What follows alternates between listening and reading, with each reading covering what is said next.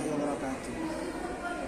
প্রিয় দর্শক, আজকে আমরা জানবো রবিউল আউয়াল মাসের করণীয় সম্পর্কে এবং বর্জনীয় সম্পর্কে। প্রথমে আমরা বর্জনীয় সম্পর্কে জানবো। 1. বিদআত, 2. কুসংস্কার, 3. অতিরঞ্জন, 4. ইবাদতে নতুনত্ব।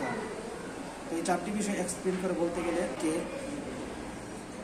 নবী সাল্লাল্লাহু আলাইহি ওয়াসাল্লামের জন্মদিন উদযাপনকে মিলাদ মাহফিল, কিয়াম বা তাজকিয়া মিছিলের মাধ্যমে উদযাপন করাকে শরীয়তের নির্ধারিত আমল মনে করা, এটা হচ্ছে বিদআত। কুসংস্কার, এই দিনে বা এই মাসে বিশেষ কোনো খাবারের আয়োজন করা বা মোমবাতি জ্বালানো, এটা হচ্ছে কুসংস্কার। 3 নম্বরে হচ্ছে অতিরঞ্জন, হুজুর সাল্লাল্লাহু আলাইহি ওয়াসাল্লাম সম্পর্কে অতিরিক্ত প্রশংসা করা বা আল্লাহ তাআলার গুণাবলীর সাথে হুজুর সাল্লাল্লাহু আলাইহি ওয়াসাল্লামকে সম্পৃক্ত করে ফেলা।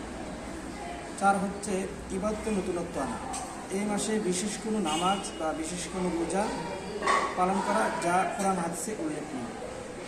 তো আমরা এখন জানবো এই মাসে করণীয় সম্পর্কে। রবিউল আউয়াল মাসে আমাদের করণীয় হচ্ছে হুজুর সাল্লাল্লাহু আলাইহি ওয়াসাল্লামের জীবনকে পরিপূর্ণভাবে তার সুন্নাহ অনুসারে জীবনকে পরিচালিত করা, এই মাসে বেশি বেশি দুরূদ শরীফ করা, 2 নম্বর হচ্ছে সিরাত অধ্যয়ন করা।